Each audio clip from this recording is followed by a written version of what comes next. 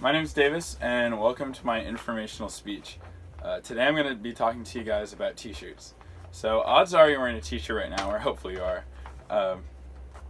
But not a lot of people put a lot of thought into what actually goes into a t-shirt. As in, like, how they print the logo on your shirt.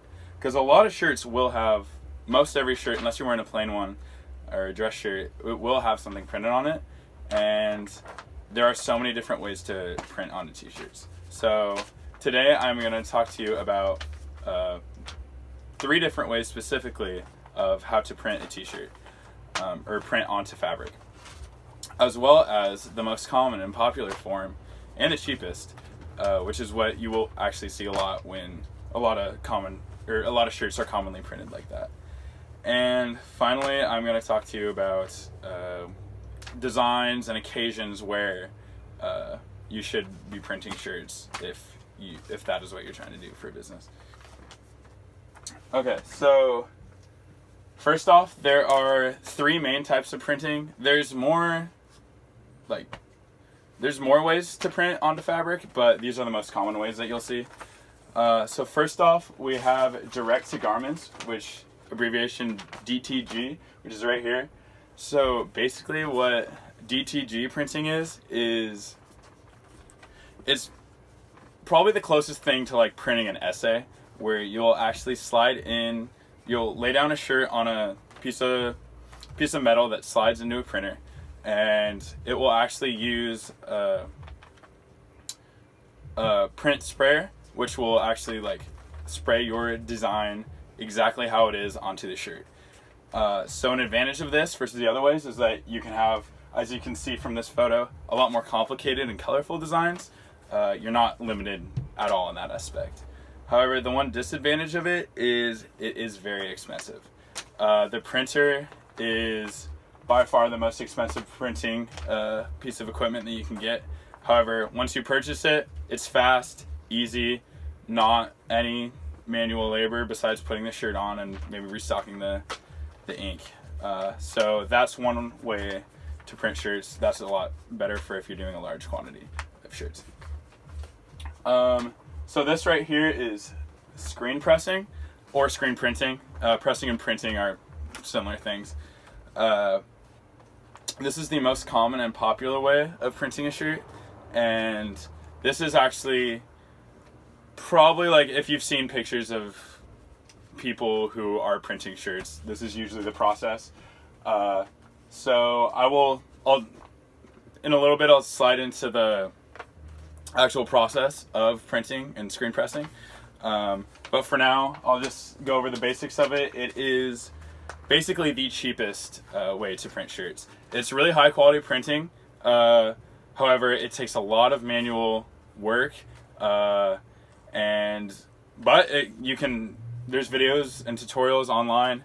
I've watched a couple where you can build sets for under $200, which is a great way to get started if you're just getting into printing.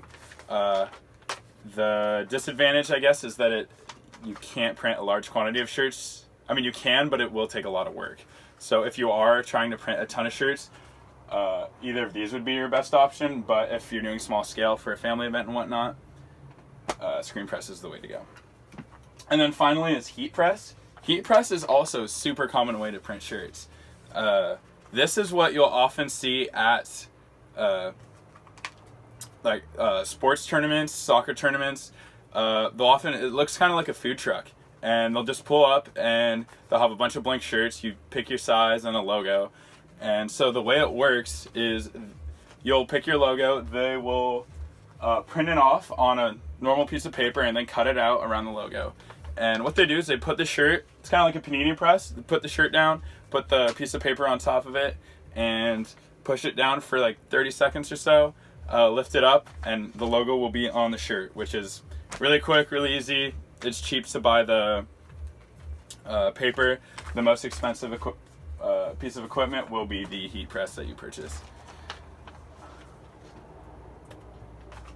So now I'll dive a little more specifically into screen printing, just because it's the way most people get started and it's really popular and cheap.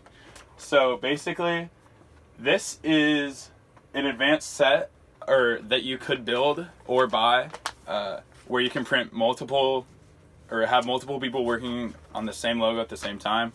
It's a lot more efficient if that's the way you're going to do it, but most people just stick to the one because they're doing small quantities. So here's a little bit of the process behind it. So you start with a screen. It's just a blank screen, piece of plastic, and what you'll do is you'll put your design, you'll layer the screen with light sensitive emulsion, and what that'll do is you got to do it in a dark setting. You'll put your logo on top and then set it aside for a few hours. I think it's 3 to 4 hours, and then by the time you take it out, it will have the outline, much like this, the outline of your design, which is perfect. And then you spray off the screen, and the outside will actually stay there, whereas the inside will have holes in it to where when you put ink on it, it will go through and print on your design. So from there, you'll have the screen. It's basically a stencil, and what you do with that is you'll pour the ink on, you'll put the shirt on the table, put the screen on, or stencil, pour the ink on it, and then what you'll do is you'll squeegee it. So that's what this guy's doing right here. He's squeegeeing it through the design onto the logo. And then you'll have your printed shirt, which is a great way to get started. So now it's like, you've seen the types of different ways that you can print, and specifically screen printing. But from there, like, what would you do with that? So an important thing is to know, if you're going to get into printing shirts, you got to be able to identify situations that are actually good for printing shirts. So an example of this would be, like I mentioned earlier, sports games, soccer tournaments. You'll see a lot of people printing shirts there.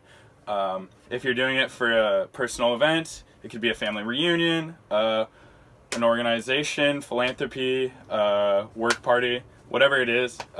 Shirts are a great way to bring people together.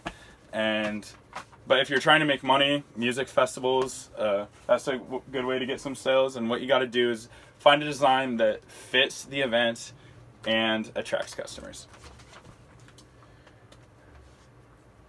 So that is my presentation. Thank you for watching.